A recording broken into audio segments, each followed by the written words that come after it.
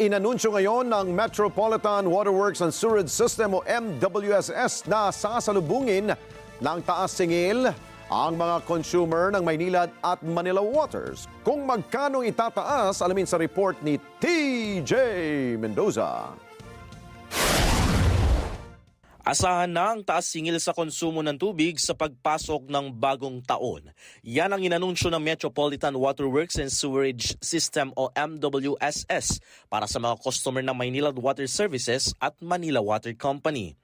Para sa mga customer ng Maynilad na low-income lifeline at kumukonsumo ng 20 cubic meters, tataas ang singil sa 2.55 pesos kada buwan at aabot naman sa 19 pesos and 6 centavos ang dagdag singil sa 20 cubic meters na konsumo para sa regular rates.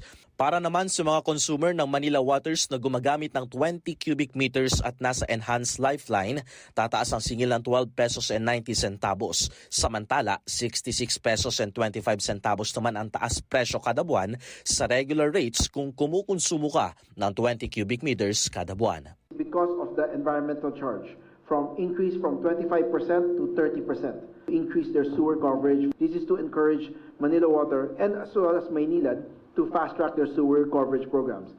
Because wastewater is more expensive than treating raw water to drinking standard. Ang taas singil sa tubig na ipatutupad sa unang quarter ng 2026 ay bunsod ng FCDA o Foreign Currency Differential Adjustment na responsable naman sa pagtaas o pagbaba ng singil dahil sa pagbabago ng palitan ng piso kontra dolyar.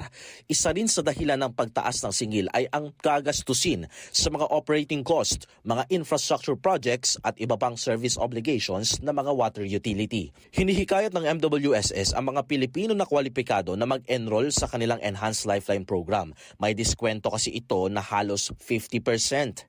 It's a challenge right now for us to increase the beneficiaries or those who will enroll in the Enhanced Lifeline program. We feel that there are a lot of people who are unaware that there's a benefit, and you need to show proof that you are a 4Ps or you are urban poor, and sometimes they don't want to take time.